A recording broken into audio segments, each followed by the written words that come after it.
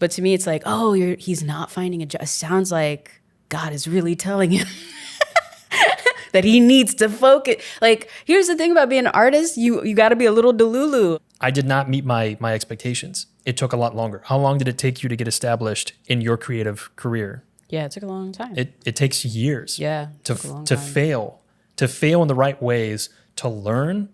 If you've noticed a distant hum in the background, audio-wise, that's because we have a fan running. 1, to cool the camera, and 2, because it's already 90 degrees and it's barely noon. Thanks, climate change. And I guess we only have ourselves to thank for that. So thanks, humanity. Hey, everyone. I'm Hallease, a filmmaker and storyteller. And I'm Mr. Hallease, and I vacuumed this morning. You did. I forgot to say it. Thank you for that. Yeah. Yeah. I'm a vacuumer. And this is the StumbleWell podcast. Just a couple that you know, talking about relationships, life, whatever we're vibing. Roll the fans, and then the music. Yeah.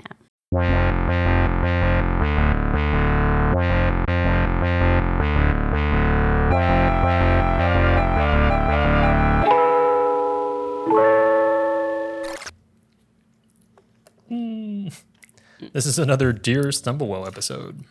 I'm sorry. What do you think about that? I think... Does that excite you? Does that kindle your interest? Yeah, I'm into it. If you're ever interested and want to send us a email, hello@stumblewell.com with the subject line, Dear StumbleWell, and 2 people that are not licensed in anything. Well, he's a licensed nurse, but I just be telling stories on the internet. But you know what I'm saying? If you want us to give you solicited advice, we are happy to do it. And so that's what this episode is. From 2 non-professionals. From 2 non-psychiatric, therapeutic professionals. We speak words. Yeah. That's what you're fitting to get. The thoughts from 2 earth signs. Whatever that means. Whatever that means for you. Does that mean that we're... No. I'm not going to be devil anything and steal anyone's joy. All right. But I really want to. Woo. So this letter starts, Dear StumbleWell. Oh, that's us. I would love to solicit... Ugh. It's going to be a long day if I can't speak. I would love to solicit some advice. I've admired and enjoyed watching what you've shared on how you 2 have navigated the shifts in Mr. Hallease's career. Mm-hmm. Uh-huh. It feels resonant as I try to support my husband as he does a significant career shift. Yeah, see, I told you. Oh. For context, I'm a 27-year-old woman and he's a 32-year-old man. We've been together for 7 years and married for 3. Congrats. Yeah. So the question, how do I, a loving spouse and current/sole breadwinner, balance supporting his dreams and cultivating his confidence while balancing my needs, my career goals, and my aspirations for our marriage? Oh, no. I told you it's going to be heavy. This is so heavy. I'm going to need a second cup of tea, actually, in a second. This is so heavy. So the longer version of this is my spouse started pursuing his dream of a creative career a year ago when we moved to a new country. Interesting. Yeah. He hasn't been able to find new employment since we moved, despite countless applications. Sorry, that really sucks. That sucks. And we are using savings to stay in the city. Okay. Yeah, so keeping themselves afloat with savings. Yeah.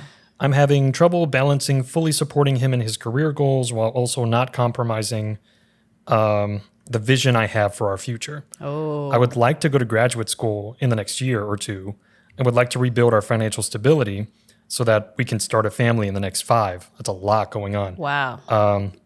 And then both dreams he supports, it's just balancing the when and the how. Yeah. Any advice or opinions on navigating the give and take of chasing dreams and goals in a marriage? They've been listening to every video for many years and appreciate all that we do. Sincerely,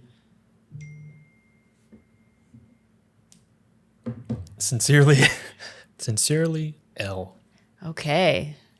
That's a lot There's a lot going on in that. to unpack Mm-hmm. for 2 people on the internet.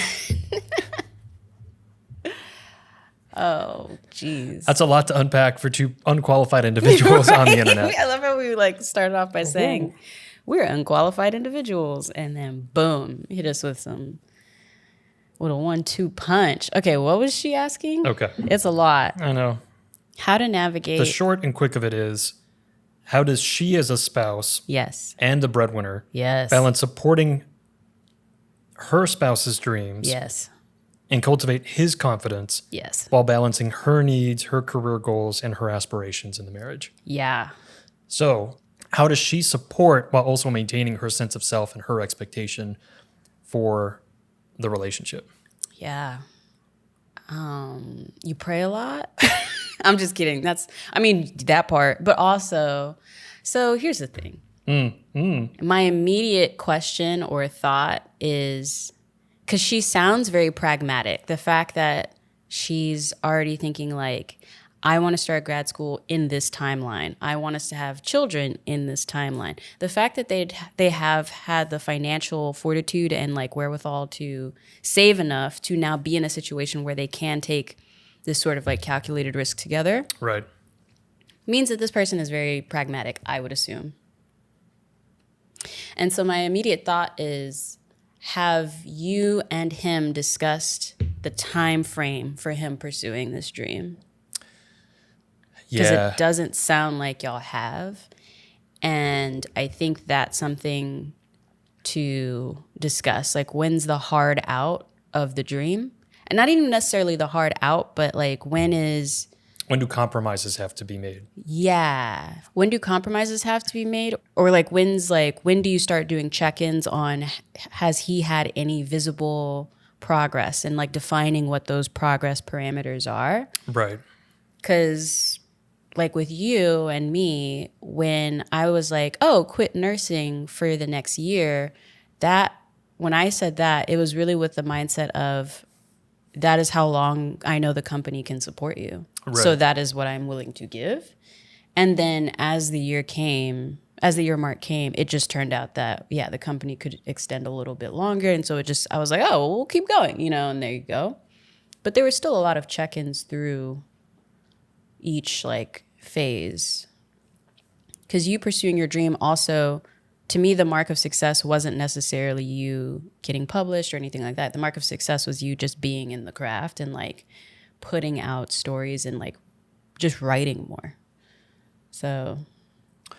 Yeah, I would almost argue that there was no mark for success. It was more just, it almost seemed like you just gave me a blank check of time. And you just said, so do something with it. And you and I being driven people, it's, well, I'm not just going to, write something and then not do anything with it, not try to publish, not like have my own goals. But I was working with things internally. Podcast came out of that, which was fun. But I was trying to get my creative undertakings. I was like really straining and twisting them in unnatural ways to get them to make money, to prevent me from going back to nursing. That wasn't what that time was meant to do.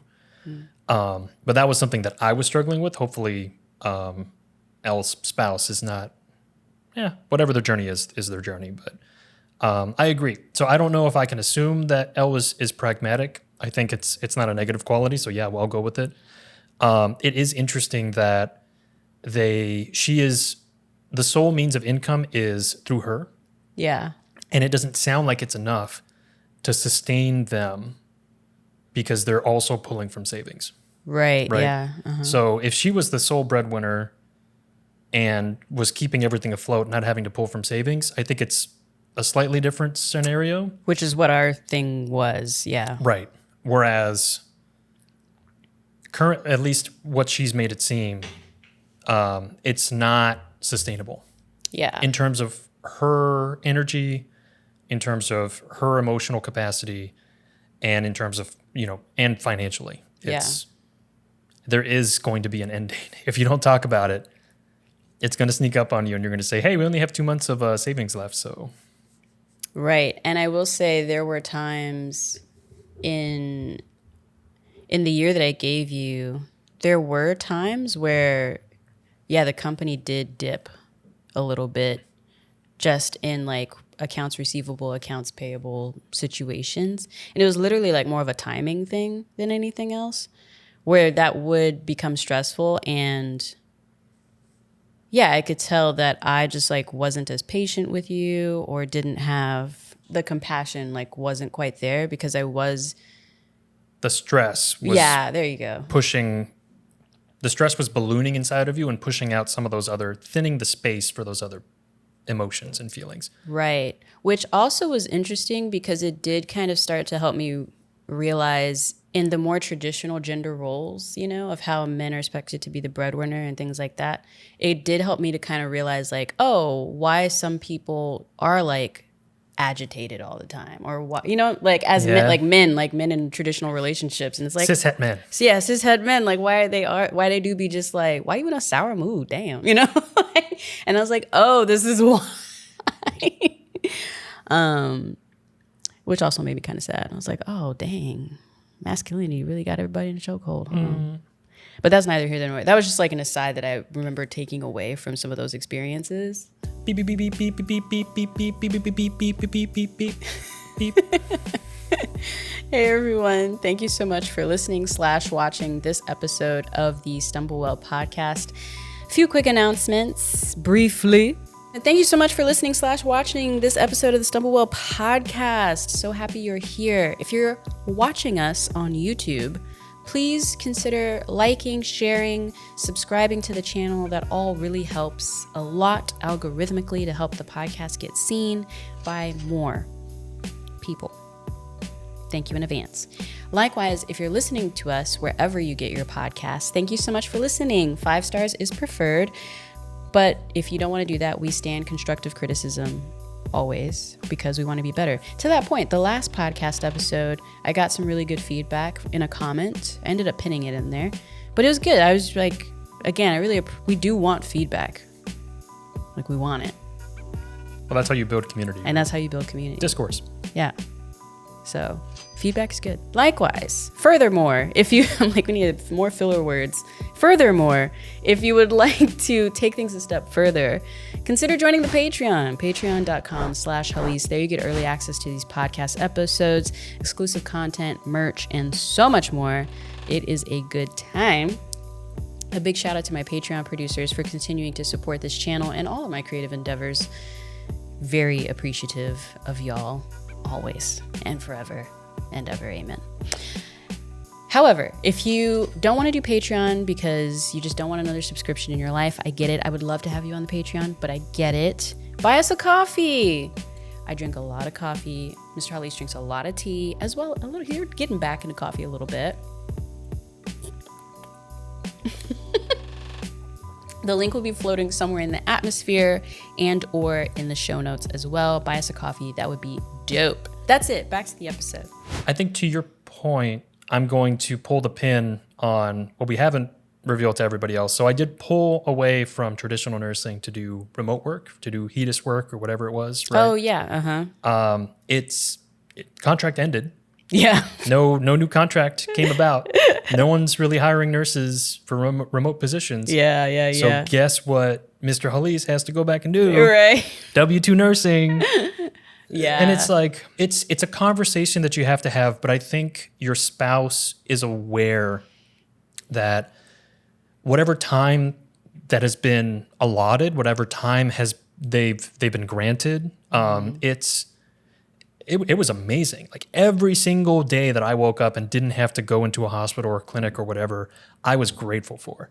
And that 2-year period-ish, because there was like 4 months that I was still trying to, do you were doing the nursing most stuff. Yeah. But every time that I was granted to write and to partake in the craft, to partake in the creative endeavor was, not taken for granted. I loved every single moment of it. And I think I mentioned it to you several times. It's like, wow, the fact that you're giving this to me, if I ever get anything published before a set of eyes, the credits or the acknowledgments page will just be you. You and the agent and the publisher, maybe. I don't know. Or the editor. I don't know. So that being said, if you go to your spouse and you tell them, hey, so I think we need to have a conversation. It's been a year. Yeah. They're still working on savings. She's a sole breadwinner. Yeah. It sounds like he's having issues with employment, which sucks. Even as a nurse where you could just say, well, just walk into a hospital and you'll have a job. Yeah, but does it offer the benefits? There are pieces that you're looking for. And that's the part that I still kind of struggle with you, actually, because you don't, like, I know we're trying to like stay on Elle's request of conversation, but quick tangent is something that I still struggle with when you do talk about going back to nursing. All of a sudden, there's a lot of parameters. And some of the parameters, I'm like, but does that actually matter? Because it's not the point. Like, if the point is just to go get a job, then just go get the job. Like, why does it need to have these things that to me, like... Or like, why does the job have to be in nursing? That was actually what I was going to ask them as well. So, like, whatever this her spouse's profession is, like, does it need to be amazing? Like, this, again, coming back to the pragmatic part of it, of like, okay, how much money does he actually need to bring in a month to take some of that strain off you as the partner, and like see if he like start looking for a job based on that parameter and less about what his perceived skill set or whatever the skill set actually is. Like, to me, it more just becomes like less about sticking in your career. If that's truly not what he wants out of life anyway, then why is he coming back to it? Right. Find a job then that really just pays the money you need it to pay, so you can keep working on the thing you actually want to pay attention to. Now I'm talking to him, to work on the thing you actually want to work on, which is your craft and your art. And or find a job, if possible. Again, I know it's hard right now, but try to find a job that allows you the freedom and the balance of time to still try to work on what you want to do. There's still going to be sacrifices. Yeah, you're going to have to wake up early, stay up late, work on the weekend, whatever the thing is. But if the job is purely there to just keep you going in your craft, then just find the job that keeps you going in your craft. You know what I mean? So that is part of the initial conversation, and I think that is a worthwhile point. My counterpoint to that is, so let's say I would have just worked whatever job and it pays X amount, but X amount is less than half or half of what I would get in nursing. Yeah. They don't want part-timers usually. And even if they did, it's like, okay, so you're still working 20 some hours a week, earning less money. So you're still burning the candle, getting less out of it, draining yourself. So that's, for me, why I went back to nursing. Because again, it pays slightly more. It is mentally exhausting. But if I was like, waiting tables or whatever, it's still not as much money. So the physical toll is still there. The emotional toll is still there. And they're still draining like 20 hours or 40 hours a week out of you. So I think that's my take. But for him, that very well might be the case. It might just be, hey, can you work freelance? Can you do PRN? Can you do some of these other things? Yeah. And that might work. But I think having that conversation and setting a time frame, and then once that's the case, I think your spouse has to have some leniency in how he feels, right? Because it's not like they're pulling them out of the dream. Yeah. The dream is, to your point that you just mentioned a few minutes ago, the dream is still there. You're still working on it. You're just not working on it all 24/7. The time. Yeah. Right. I think the struggle also is that, like, something else I've thought about, and this is very much a question for them as much as a question for us as well, because we've kind of talked about this informally too, of like, it sounds like, I can't tell if she works for herself or, no, it sounds like she works for a company. Or I wouldn't assume one way or the other. All right. Yeah. So my immediate thought too is like, if she works for herself and makes her own living, could he help you with that? And that be a way for you to increase your earnings to then cover that? Like, that's something that... Like our situation. Yeah, that's something that we have talked about a lot, where it's like, like an example is this podcast. Like, y'all have noticed over probably the past year or so, episodes didn't really come out that often. And part of that was because I was trying to let you focus on writing. And then also part of that was just I was focusing on the business to keep things up so he could focus on writing. So much like something's got to give. It was the podcast, I mean, I was still working full time for 7 months. Yeah. Out of that year. And then actually, no, I was working right. Yeah. full time for the entire year. And then we moved here as well. That slowed it down as well. And then there were also times too where in the beginning of the podcast where you're just like, I don't know if I want to be on the internet in this way. Oh, it's been a couple of years. Yeah. But like that paused the podcast for a while too, while you just kind of decided if you wanted to be on the internet like this. But so like recently with you talking about going back to nursing and stuff, I've been like, well, what if we were just a lot more consistent about doing the podcast every week? Like every week they can expect an episode. maybe that'll encourage the Patreon membership to go up again, because now they can really expect things to happen, like all that kind of stuff. And how does that then trickle into more income to allow you then to do what you want to continue to do, or maybe taking on a bigger role in the company, which you have in the past, etc. And so that's my thought as well to y'all, Elle, is like, could your partner, is he down potentially to help take your career further by assisting in some other ways, whether that be through like sweat equity? Because a lot of people don't realize, like, when StumbleWell was doing traditional production work, like I had clients and stuff, like traditional clients, like there were whole times where you were the only one at the shoot. Remember that? Like I had accidentally double booked myself for a premiere in I remember Portland. Yeah, it was a premiere in Portland for Say It Loud, and then I had booked the company in San Antonio filming something, and I was just like, you have to go film, because I needed to do both.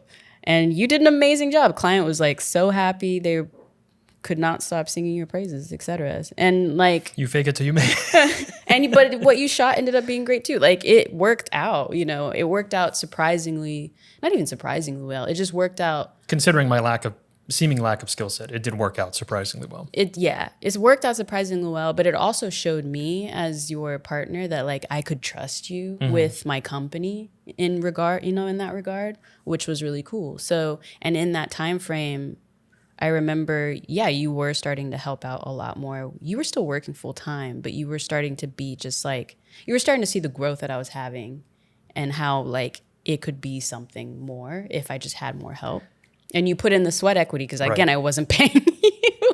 So I got, you usually buy dinners. I do. I buy very nice dinners after shoots. So guess who has to enjoy? Has to enjoy the nice dinner. It's mandatory. It's company mandated that I go to the production dinner and I have, too much of a good time. Yes. But the long way of saying, is that a possibility for y'all of your partner helping to intensify the earning potential, because now you have more? What can he take off your plate at home that can allow you to do more and go further? I think this is great advice. Like on the front end, we're giving some insight into how the husband probably feels, sure, right? Some of the thinking that he and the grace that he has to give as well, because it's a two-way street. Yeah. Right? You're giving very practical advice to Elle, and that's great. But I think part of the other problem is that they're going through a journey that we've already been through. Yes. But they're adding some other factors. So the graduate school that's great, and I would love for her to get that. Would you advise her against compromising? Oh. So if she wants to do it in the next 2 years, and that's something that her husband supports, should she, give a little bit more grace? Yeah. Should she, chronologically, I mean, like, rather than would she push it back another 2? Yeah. But this is a conversation that I think they would have to have. Yeah. Like, what is the And I don't even know, it's not cut off, but it's more, what is your expectation? Yeah. Do you actually want grad school? Maybe you do grad school before children. So maybe that's in the plan. So it's like, okay, it sounds like it is. She said 2 years for grad school and then 5 years for kids. So it sounds like she'd finish school and then, like, I did the thing and okay, now let's do the family. That's my question. And then the other thing, going back to, I guess, the purely, it's not quite tangible, but the purely logical things that they're going through, which is, what's the time frame that we're working on, and then what's the money that we're working on. Wherever they're living in the city.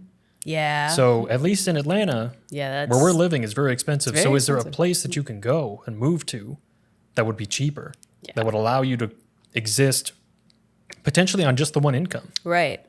Which is something else that we were just talking about yesterday. And we've been talking about because our lease is coming up on this place. What does it mean to downsize? Like, rent is usually the most expensive thing that most people are paying for. And so how can you cut your living expenses down to match what the income is? Or just go super lean. For the time. And really, I think that's always scary for people, because it really is like then truly acknowledging of like stepping into the dream further, or stepping into the risk further when you officially decide to okay, everything is for, like, everything's leading towards this goal. And so, yeah, I'm not having a decent, not, I don't want to say decent place, because you'll probably find a great place. It's just further out. But Compromising. You're making. yeah, bigger compromises that are very actionable, that make you really have to believe in what you're doing. So I'm risk averse, right? Yes. In this context, I would say don't get to the point where you're out of savings. 100% don't do that. If you're going to take this step and downsize or make your lifestyle a little bit more lean, Yeah. do that first while you still have savings. And now so can you figure it out where you're only existing or subsisting on one income? Yes. And if you are, great. That gives you a little bit more time to tread water, knowing that you still have a little bit of a nest egg. And I think that's something that's reasonable. Yeah, you got to stretch out that landing strip for yourself as much as possible. Right. Glenn of Belief in Fatherhood has a very different take, which it's valid, but it is a little bit more severe in its intention, which is, speaking to Elle's husband, if you are going into it, you can't have a plan B. Yeah. Because you're trying to get to this thing, and so hell or high water, you're getting to it. So if that means that so you have this discussion and you say, okay, well, we only have like 2 years. You have 2 years, and then at that point, you're either getting back, finding a job, or doing something else, or we have to do something. We can't continue on this path. And so then that changes potentially his mindset to get something out. Yeah. But also, I think Glenn had the opinion there's a hard cutoff, and it's like, this was your dream. You haven't gotten anything out of it yet, or like you haven't made the things. Yeah. And so do you just need to let that dream die? Yeah, I think it was Glenn that said that. They might have a podcast episode about that. We might link it. If we find it, we'll put it in the Eye of Sauron or down below. Because I do remember. I remember when that episode came out, you were talking to me about it, and I was like, "Woo, that's very dim." I don't think that it needs. So for Glenn, it worked. Yes, for Glenn, it definitely worked out for sure. I don't think, and continues to work, I would say. Well, yeah. I don't think it needs to get to that point. Okay. Because at least in writing, there's so many writers out there that tried, right? Yeah. So they tried to get published, still working on it. How are you feeding yourself? Right. You're working some job that you don't like.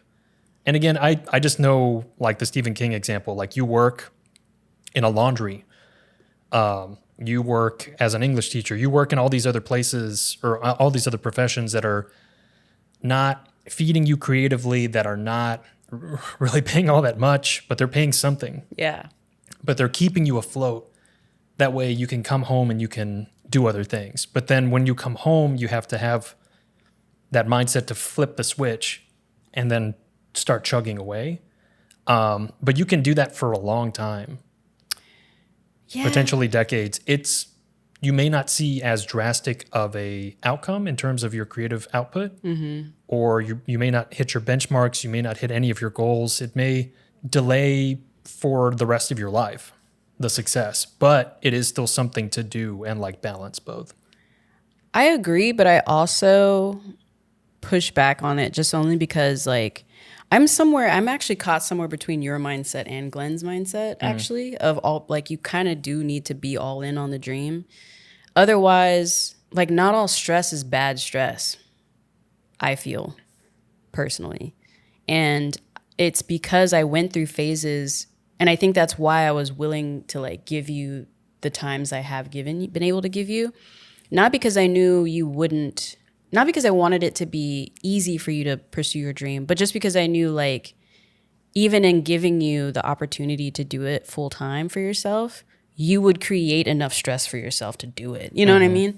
And so I would push back and think, like, having a conversation about a time frame of when he has a hard out actually will probably, even though it's going to stress him out, will probably be good, because there's something about the stress that forces you to think more think more like what needs to happen. Like you subconsciously start not dilly-dallying, right, and saying yes to the things that you kind of know you need, or seeking out the things you know you need to seek out to, like, make it happen for yourself. It's also interesting, I would say, that, they're pulling from savings. I know you would not like if when you were We doing, talked about this a couple months ago. We did. Actually, a month ago. and you were like, hard no. Well, you said you would play with things with the business to keep us going. Yeah. Yeah. But I was not willing to compromise on, because it's the pad, right? It's Right. the Yeah. what do you call it? The crash pad, really. Sure. The safety net. And then if you're taking away from the safety net, then there's no safety. Right? But I think we're also, as two Earth Pokemon. Earth focus, stop I it. refuse to use horoscope or whatever language. Astrology. Astrology. As two Earth Pokemon, we actually thrive under stress. We do tend to do better a little bit. You turn up the heat with us, and then, We ground down harder. or I mean, we dance a little bit more, but we get more out of it. There's some people that you turn up the heat and then they turn to ash. That is true. Yeah, touche. But I do agree that having that conversation, giving that period of time, what is he going to do with it? Yeah. Maybe this is the thing that pushes him into that next rung up the ladder. Yeah. Or if maybe it's the thing that gets him to realize, well, maybe I wanted to do something creative, but not this necessarily, or not this version of this. Or like, where can I start? Maybe I need to start here. Or what can I don't, yeah. Oh, yeah, you're right. That's my thought process. We keep coming back to the conversation. It is very important to have that conversation straight up. It right? is. And to have it frequently, Right. and throughout the 2 years you were throughout the 2 years you were focused on writing only, we talked about it pretty regular. It's like once a month at minimum. Well, so that was the check-in that you literally just said. That's the check-in that we had. Yeah. And when you said that, the company sometimes would fall into a little bit of a slump financially, what was the first thing I asked you? Do I need to go back to nursing? Yeah, you were very quick to be like... Are we pulling the ripcord? Yeah. Like, do I need... Because it's going to take me... Right. 2-ish months to get... Yeah. To find a job. And get the first check. Yeah. Which, that's a good point for y'all as well, of like... You really crunch the numbers. Really crunch the numbers and don't wait to know when like the money's gone. Wait to know when you've got 2 months left, or wait to know when you got 60 days or whatever. Well, that's the same thing, 30 days or whatever. So that way, like, you actually do have time to go find a job before things get scary. But he's been trying to find a job. So it sounds like he's been doing... He's in the mindset of like, I need to... Before. So yeah. It just so happens that this is like a grace period. Yeah. But it sounds like he probably, as a cishet man, because I know I felt the same pressure. Yeah, you did. It's like, well, I know where you're going. My wife is bringing in income. And then you start telling people, oh, yeah, I'm doing my own thing creatively. Oh, what are you doing? You're not earning any money? Mm. Well, not really, but I'm working. And how is... But there's no follow-up question. Their eyes just go blank. They go glassy, like that hazy glass, or like a Coke bottle that's been left out in the sun and it just like it's turning brittle and it's like super clouded over. That's what their eyes turn into. Yeah, and they're judging you. Yeah. It's hard out here to follow your dreams, man. It's hard. Waiting for you to turn around so they can like cudgel you with it. And be like, oh, you're not a man's man. You're not the things. As a cishet man, you're not doing the things? Yeah. You're not cishet manning, right? You're sissing, but you're not heading. You're sissing, are you heading? But are you heading, though? You're sissing, but are you heading? Yeah. And that was very annoying and frustrating because it took away from the focus. Because I also knew, bring me down, yeah. Because I also knew if the roles were reversed, which we had talked about this so many times. I was like, if I was really trying, like even when you were, which I had done that. The roles were reversed when you first came out with the company. Right, that's true. Yeah, the roles were reversed, and to be fair, I did get a lot of pushback from my parents. I don't think anyone else really actually understood what I was doing. But my parents were just like, why don't you do both? Us Black people, we love labor. They were just like, why don't you stay at your full-time job and do this other job at the same time? I would say that it's not along the racial line. It's everybody. Everybody thinks that. It's like, why not do both? Do the silly thing that will eventually, peter out, and then you'll have a job. No, they believed in my success. I could tell. But they did. They really did. It's just like hustle. Like that was their thought process because they have done many times. They have worked multiple jobs. So it's not like they were asking me to do something that they have not done. and I myself have done from time to time. It is just like, because it's not sustainable, you know? And they were like, is it not really though? Is it really not? And in my mind, I'd be like, yes, this is the generational poverty break, is me not having to do both like y'all did. But I digress. But I think to the point of, it does sound like Elle's spouse, he's like tap dancing in and out of it. Yeah. So I you think gotta pick. Yeah. y'all need to confirm what the time frame is. Yeah. And you need to confirm what the expectations of that are. Maybe there's nothing externally in terms of what Elle's expecting, but for him, it's like, okay, so what benchmarks are you trying to hit? And you're not looking for a job. Yeah. Like, do not look for a job. Focus. Right. Because looking for a job is a job. Yeah, 100%. You know? So, yeah. But then, to your point, if he's applying for things and he's getting turned down, then part of the job-seeking mindset is your expectations are up here, right? Initially, when you set out to find a job, you want it to, and especially if you're coming out of a creative endeavor or something that's bringing you joy, like, well, I would only go back into the career field or the job field if I had all of this. So expectations are up here. Yeah.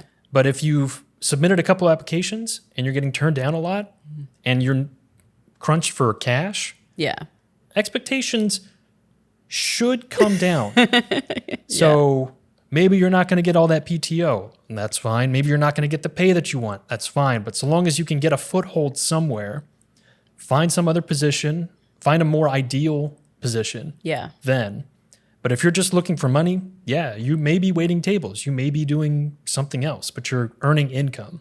And I don't know if waiting tables is necessarily a bad thing. I mean, again, there's at the right restaurant. At the right restaurant, etc. But my thought also is just like, if you can find the right restaurant, the right place. Now I know having friends that currently wait tables and make very good money as like single people doing that.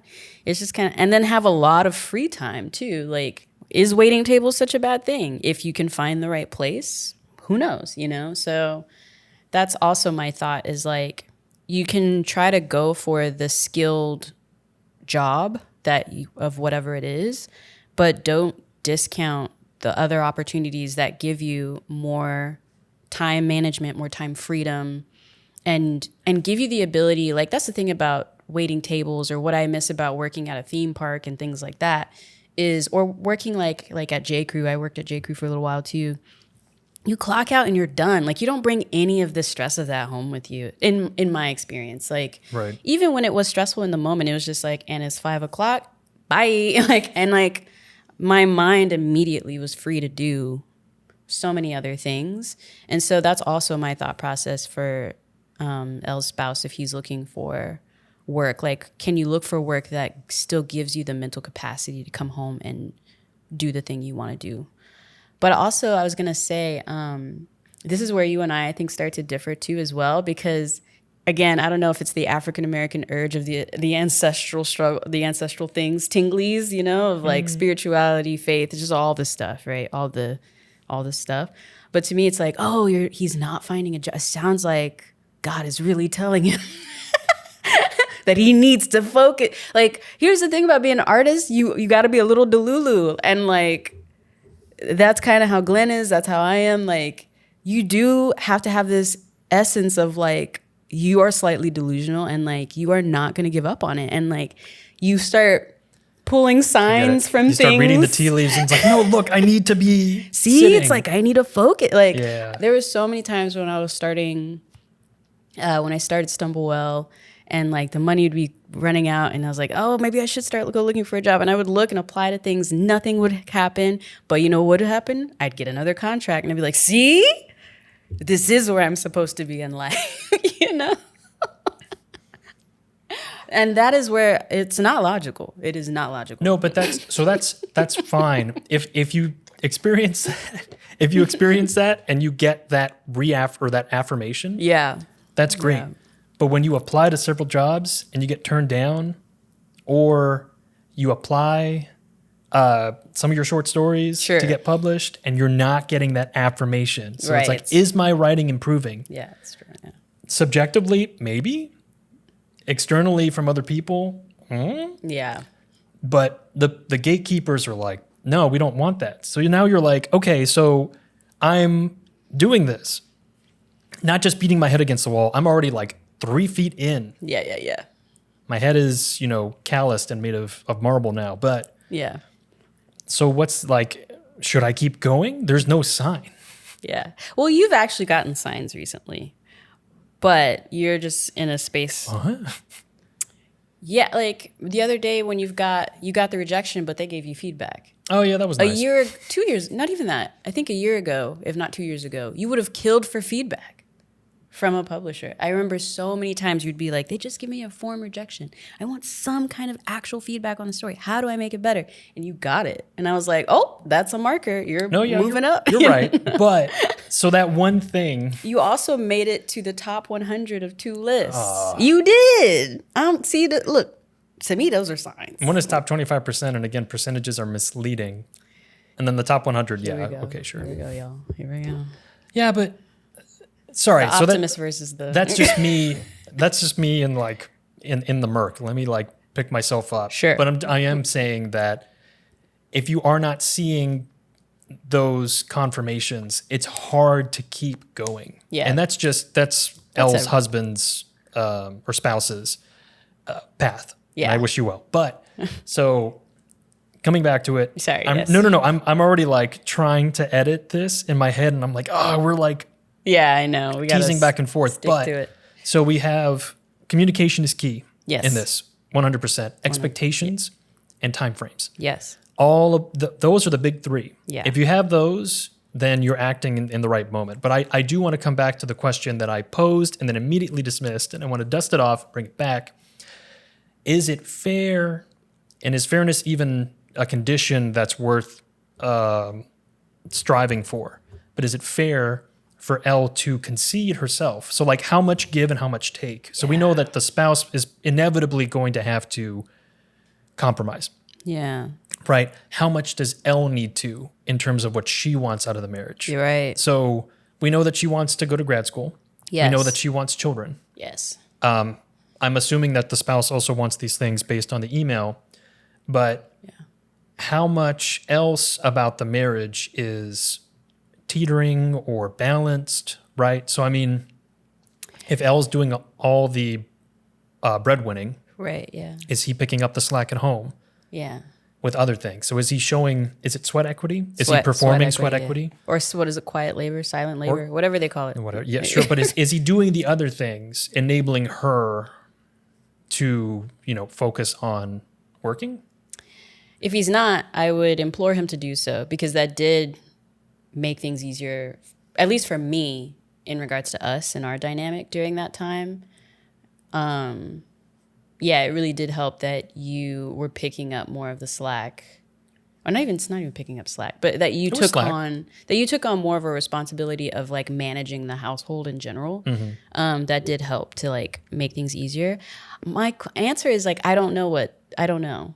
And that's a personal, very personal response. Yeah, because for us, it worked out in that I was just in a phase of my career where for the next year or so, because it was the residency and it was like all these things, where the next year or so, I kind of just knew what I was doing, like the way the money's set up, the way this is happening, like this is what I'm doing for the next year. So like I'll think about dreams and aspirations next year. You know what I mean? And that's how that went. So I don't know, like I that would be getting into an experience that I don't know if I can manage. Well, I guess no, I'm lying. So coming to Atlanta was what I wanted, and it came out of the space we were in of me being the breadwinner and all that kind of stuff. That's true, yeah. And then you had to go back to nursing because of it. Again. The money was running out, wasn't it? No, what was it? The money was starting to run out, but it was going to run out regardless. Right. And it didn't technically run out. But yeah, go ahead. We were not at 3 months padding or 3 months safety net anymore. So we had started to dig into some stuff. Yeah. The move took a bit. Moving costs money. Yes. Where the money came from, don't worry about it. But Yeah, I mean, it was going to happen regardless. So it was either go back to nursing in San Antonio or go back to nursing here. Right, that was the thing. So, Yes. and I know that was something that you really struggled with. It was. Which it was like, still oh, is. we came to Atlanta and it's not where you wanted to be, and then you still had to go back to nursing. And I was like, it was going to happen either way. Yeah, you're right. I know. It's going to happen either way. Yeah. So, sorry, what was your... Well, I was trying to think if I can put myself in that mindset of like, are there dreams that the dreams Elle wants, like what's she willing to concede to like find that balance with him? And yeah, that's such a personal thing. She's got to figure that out for herself. Cause like that's like just like what marriage is. Like, I mean, there's so many things that you compromise on that you don't realize you're even compromising on at different points in the marriage and the relationship. Like something people always ask me whenever I am doing interviews about being a creative on YouTube and things like that, they're always like, oh, if you could tell your younger self, and I'm like, start sooner. I would have started a lot sooner. I would have started StumbleWell a lot sooner. But again, I was keeping in mind the fact that like, we wanted to own a house. We had like other priorities as a couple, part of it. No, it's just my life was, I always tell people, here's the way I usually say it. Like people would be like, oh, getting married younger, like you established with someone, blah, blah, blah, like all these things. And I'm like, yeah, all those things are true, but you're also compromising that much earlier. Like I would have started StumbleWell right out of college probably and been okay with life sucking. But eating bologna and cereal. Yeah, but I was already committed to you. It's like I would not just be affecting my own life, it'd be affecting yours too. So I waited. Right. I went and tried to find a job and do all the things, to have the stability that I wanted you to have as well. So compromising, and then I know you've compromised a ton as well in the relationship with jobs and things like that as well, and even where we live. So like you wouldn't be here in Atlanta if it wasn't for me. So I can't answer that question for her. She got to figure that out. I think I agree. I agree with that. She needs to, I think, in as much as her spouse, Elle's spouse, needs to compromise in terms of how long this is going to take, what he gets out of it, et cetera, I think Elle should be a little bit flexible because, and I'm not saying, oh, the woman should be more flexible to the man's, like that's not what I'm saying. I'm saying that they should both be flexible in what they want, make concessions, and get the most that they want in this it's difficult. It's a difficult time. Yeah. But I think, if grad school needs to wait another year, so it's 3 years instead of 2, I think that's something that she should consider. But also, I went to grad school. You did. And I went to work full time. Yes. For everything but the last 4 months. Yeah, like just the last semester. Yeah, the capstone year. Yeah. Or the capstone semester. So is it possible that was crazy, y'all. That she burns? Yeah, that was.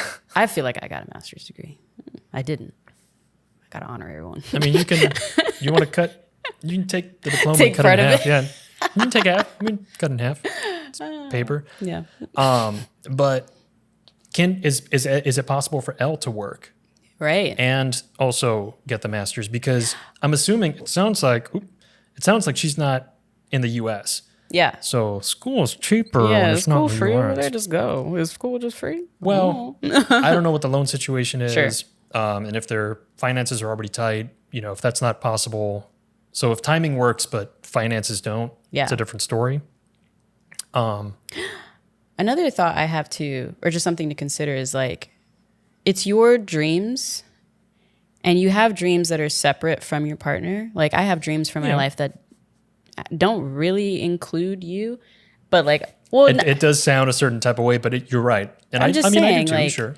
Well, like, cause your partner has this creative dream that probably really doesn't technically include you. It's just like, you are now privy to this thing and you have to kind of like be on board to a certain degree, but like vice versa as well. And so something I will say is like, what does it mean as a reframing of like this time that y'all are both in?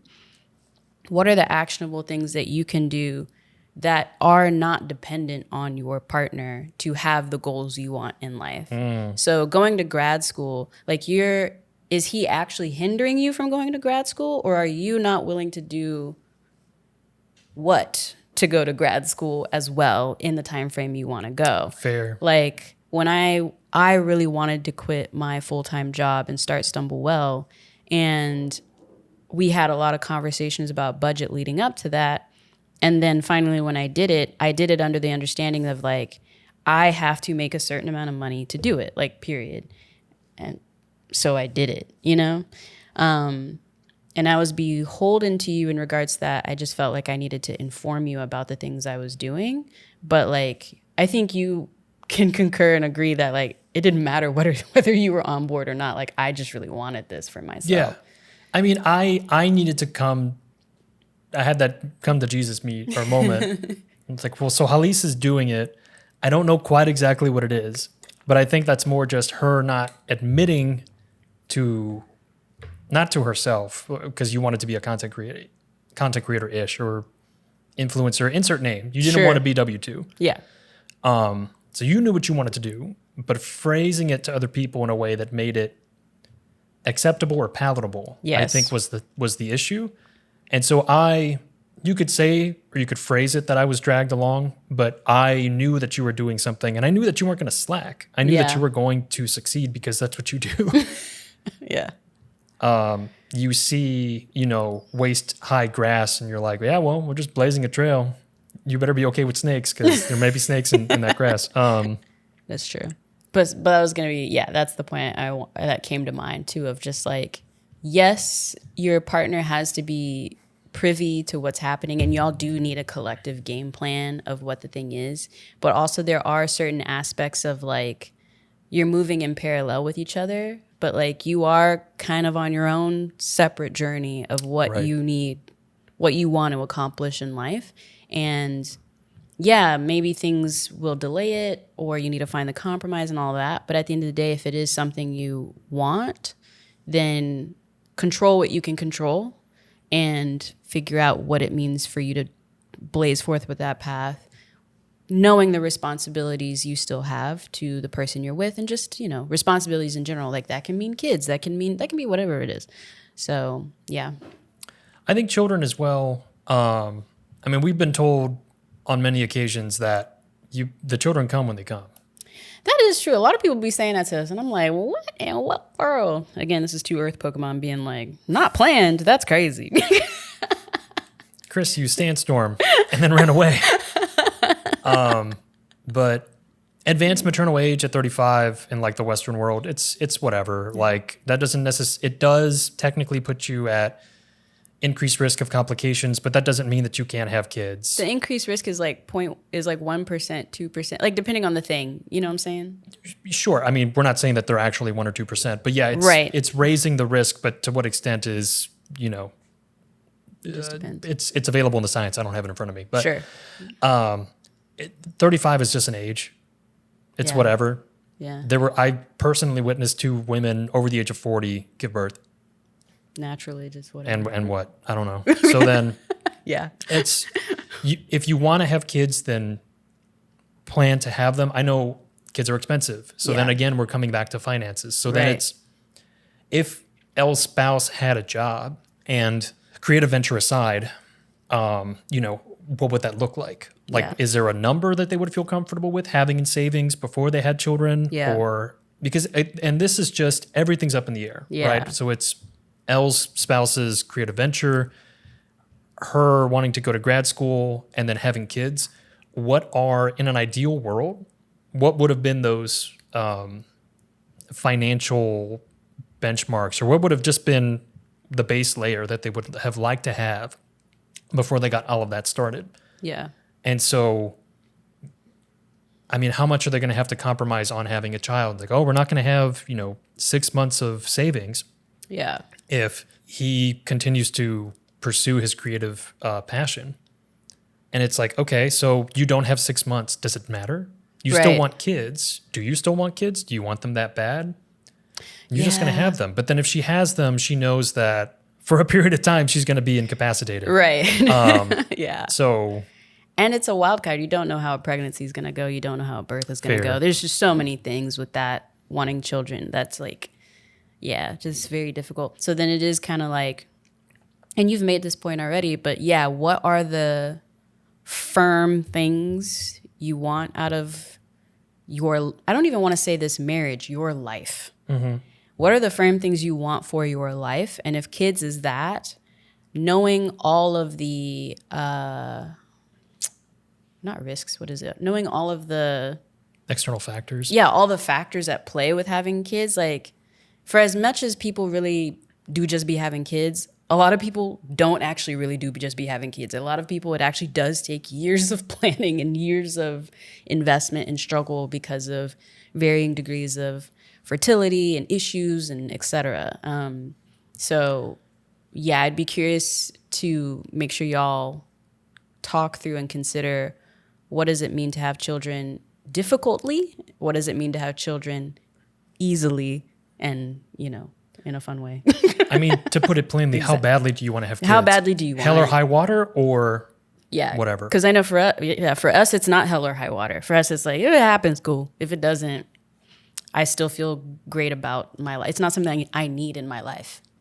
And it does sound, after rereading the email, that Elle phrases it as rebuilding the savings to have kids within 5 years. Yeah. So it honestly sounds like conversations need to be had. Yes. Right? Lines in the sand, not quite drawn, but expectations set. Yeah. Right? So that being said, you want more or less these things to happen in the next 5 years, right? Mm-hmm. So there's a timeline. Yeah. So before I even get into the timeline, mentioning to Elle and reinforcing to the spouse, if they're watching, that whatever timeline that you give, you may find success, you may not. Yeah. Because I had 2 years-ish to get started writing full-time.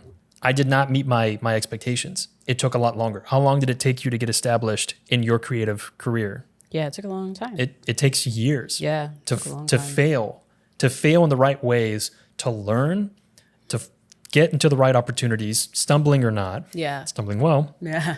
And then eventually, finding a level ground. Yeah. And so I'm still finding it. I'm starting to get a little bit more reinforcement that I'm moving in the right direction. Still not fully there yet. Yeah. And this is year 3 of me writing full time, or at least consistently, right? Yeah. Mm-hmm. So it's 3 years. Realistically, I'm looking at least another 5 to 10. Like, in my mind, to get where I want to be, like consistently publishing, it's going to take 5 to 10 more years of waking up at 5 or 5:30 in the morning and doing this, and then doing God knows what else. And I'm okay with my soul in that. Sometimes I, get into the fetal position in my mind and like start spiraling. Yeah. But I know that if I want to keep doing this, it's going to take time. So Elle's spouse needs to know, whatever time that you're given, take it, be thankful for it, but know that it's going to take longer. Yeah. Because if we're working on a 5-year time frame, then you probably have 1 or 2 years. Again, depending on how the finances pan out, you may have 6 months. Yeah. And then you're rebuilding the stability. If you really want to have kids in the next 5 years, then you're rebuilding that finance or that financial cushion. And Elle's going to grad school for 2 years, probably. Yeah. Could be 3.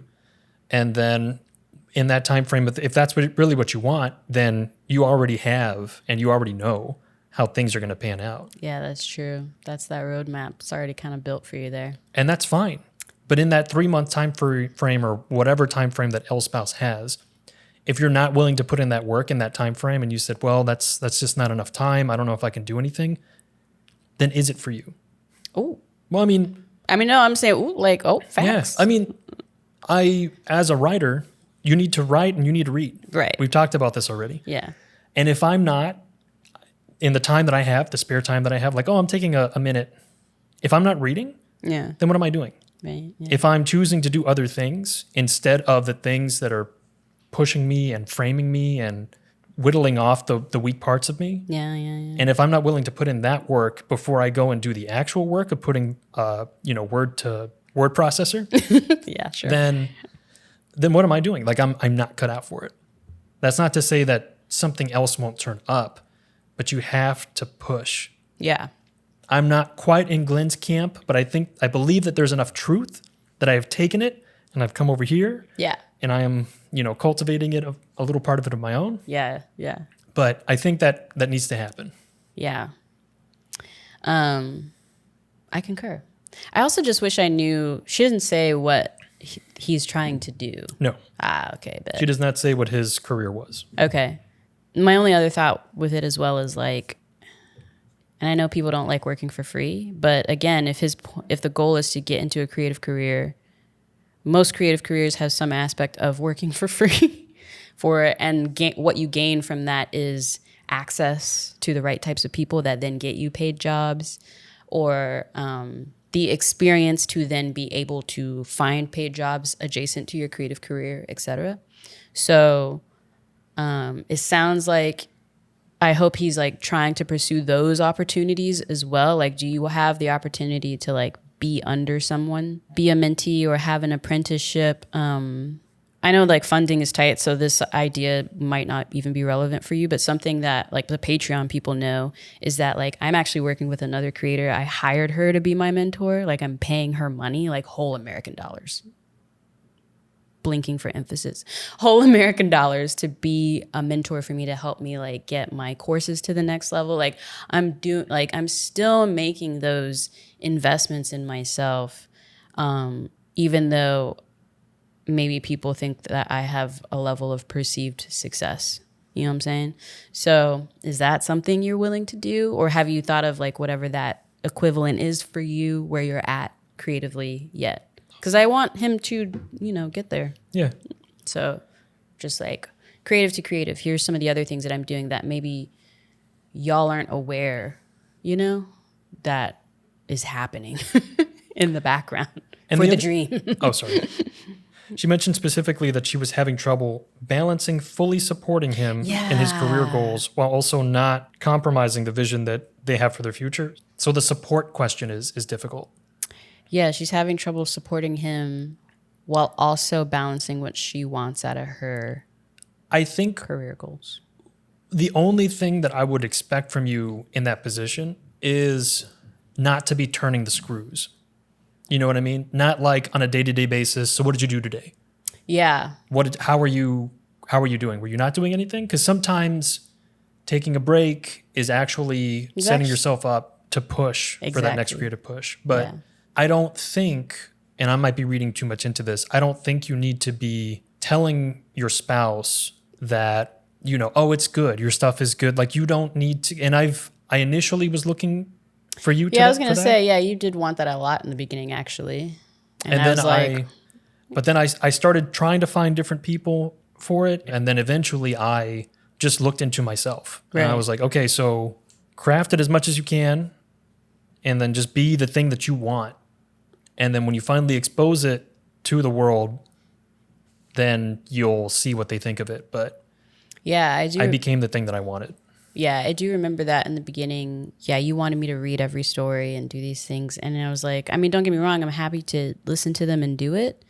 However, I think at one point I said to you, like, I don't expect you to watch every YouTube video I make. I don't expect you to watch every film I make. But I needed the validation. And to Elle's point, I don't think it's not that I don't think, she cannot be that for him.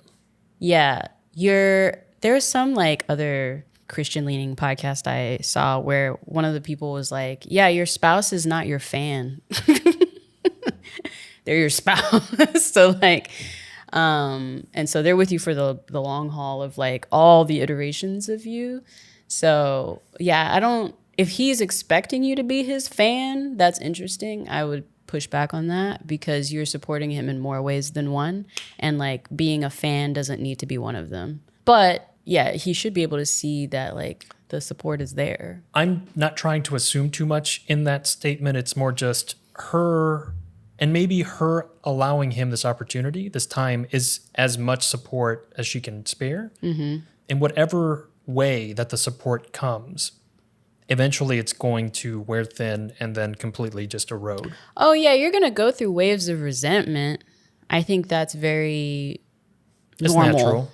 Yeah, I think that's very normal, especially I think you're going to go through waves of resentment and you have to find, and this is why I preface that idea of like, you have your own goals and your goals are going to include your spouse because you're trying to stay married, So naturally your goals will include your spouse to some degree. But again, you need to control what you can control. And like, what are the ways that you can still be on a path for yourself that doesn't necessarily need this other person to do something or Right. be something for you, because that's how you push past resentment, is having your own thing going on, while maintaining the responsibilities that you have agreed to. And that was something I had to keep reminding myself from time to time when the resentment would set in while you were working on things, was just like, you agreed to this. And you can like change your mind or whatever, but you did agree to this, and you gave him a time period. So like, No, I'm curious as to when that came about. I think for me, it was more just like, we would have, even though it was good, we would have a lot of hard conversations around communication and then like finances. And it's just a lot. Like at times it was just kind of like, I could feel the resentment set in. Or there were times where you would have a grievance towards me as your partner of like, I don't feel like you're paying attention to me. Or I don't, again, tell me into that mindset of like, oh, this is why men be doing the thing. Oh, I get it. And where it's just like, oh, he thinks I'm not paying attention to him. I'm doing all this for you, bro. You know, like that thought process would come in. And then it would be like, that's not the mindset to have about this, you know? I know specifically where this flared up. It was when I would make dinner and then you were working. Yes. And you were working past 6, and I would try to time out dinner so that it would be hot and ready and delicious at its peak. Yes. And then you were doing other stuff, and then I would call out to you and say, hey, so dinner's ready. Yes. And then a period of time would come or pass, and I would say, hey, dinner's ready. Yes. And then I would hold that and be like, I feel like you're not appreciating what I'm doing. Yes. When you were I was supporting the both of us. Yeah. Well, I was appreciating it, but yes, I wasn't like, showing up. And that was miscommunication. Ta-da. So like, but yeah, the resentment thing will happen, and that's why you have to figure out like, what do you want for yourself and how can you control doing those things for yourself? Because there's no way around it, man. That's just gonna be what it is from time to time. What I would like to say to Elle and Elle's spouse is, I've had to go back to W-2. Yeah, on and off. Right. And you would rather I not. I would rather I not. Yeah. But I've had to do it. Mm-hmm. And I'm still writing. Yeah. I'm still pursuing it. Yeah. But there is an existence in going back. So you go back and the creative pursuit doesn't wither and die. You have to change with it. So, evolve. right. Yeah. Like a Pokemon. Like a Pokemon. Gotta level up, bro. It's also, I remember looking back now, I remember you had so many fears about going back, or you would have fears about finances. And I remember telling you like, well, let's run the scenario then. Like, let's sit here and talk through it. Like, what happens in the worst case scenario where you go back and this and that happens? And then we would talk through it, and you were like, oh, I guess that's not that bad when I think about it, you know? It's like, yeah, life goes on, you know? Like that's Life finds a way. Life finds a way, life goes on. And so, yeah, just don't forget that like the pursuit of the dream will never go as planned. You know, there will be ebbs and flows and bends and turns and what feels like steps back, but then in the future you realize that was actually a step to the side or actually a step forward, and you just didn't know the path yet. So, and it's a long game too, you know, like a lot of times it's just about like outlasting other people. But I think if you're in the nascent stages of your creative career, it's hard to have that mindset, because I'm trying to pull myself back and see the scenario through like a different eye or different lens. And if I'm first trying to start out my writing career, right? And we were trying to have a kid, like, oh, well, that's money, and then that's time, and where am I going to be creative in that? Yeah. And then the same with, let's say you were trying to go back to grad school. Again, time, money, where's my creative passion going? How am I building it?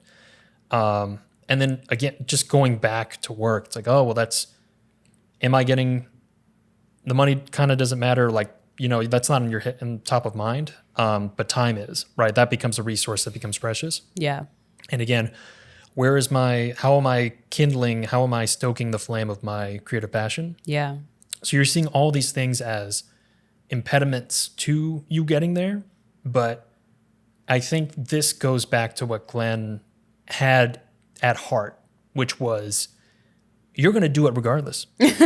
So if you have kids, and I think that's what I'm trying to get at. If you want to have kids, you have kids, and you have to go back to work, and you have to do all these other things, and all these things seem like they're stifling you. Mm-hmm. You just got to go around it, because if you really want it to happen, it's going to happen. Yeah. So Glenn got it going, and he got it to happen. You wanted it, you got it going, you got it to happen. I'm still pushing against it. Yeah. Eventually I will break through in whatever way that is. But it's because I'm still pursuing it regardless.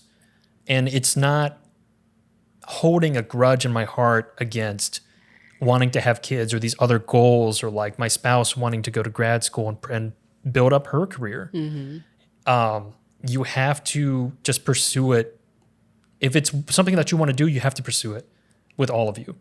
Every part of you that you can. And if that's less, if that's only 25%, that's a full 25%. Yeah. Yeah. You pursue it like within the constraints of the cards you've been dealt, for sure. And you push through it as much as you can. Like, yeah, I agree. If Elle is compromising, you have to compromise. Marriage is compromise. No one will be truly 100% happy. Yeah.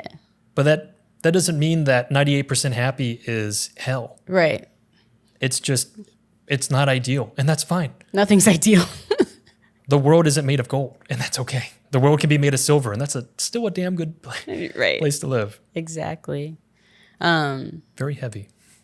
Yeah.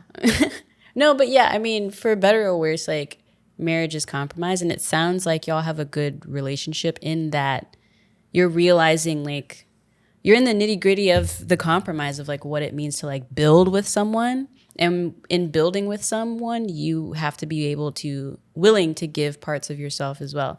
I think one of my few strengths, I would say, is that when I decide that something is worth it, I'm good at wanting something big or wanting to be a part of something big and swimming out so far that by the time I realize I'm in the middle of the ocean, it's too late. You might as well just keep swimming and finishing the thing. Like, that's actually a strength that I have as a creative and an artist. And so and just as a partner as well. Like, when you were like, well, I'm going back to get my master's, I was like, okay. And I knew it would be difficult, but I just didn't.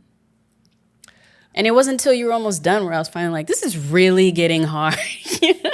But it's like, well, you're almost done now, though. So I just got another 5 months of this, so it's fine, But I had to do it to help support us, right? Yeah, and for me, I think I can usually always see what the point is long term. Like, oh, this is gonna suck, but long term, this will be helpful.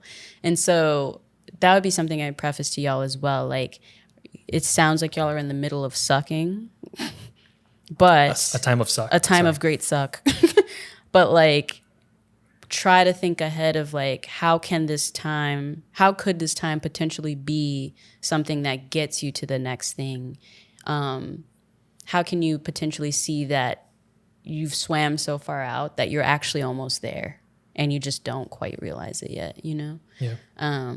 Yeah.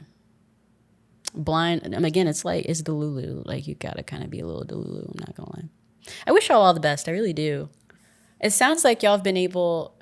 People that have been in one country and moved to another, that takes a certain level of like fortitude, commitment.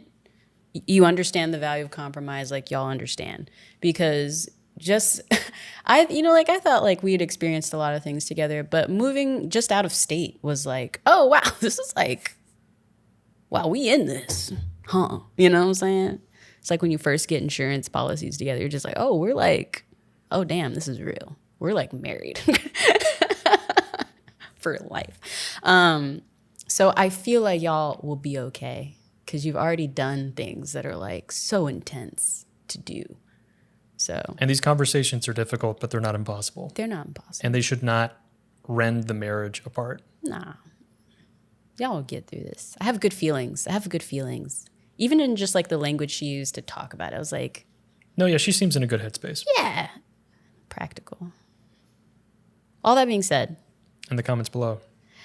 Yeah, in the comments below, any further advice that anyone might have for them, hit them with it in the comments below. Let's help them out. But other than that, stumble well. Stumble on. And we will see y'all in the next one. Bye.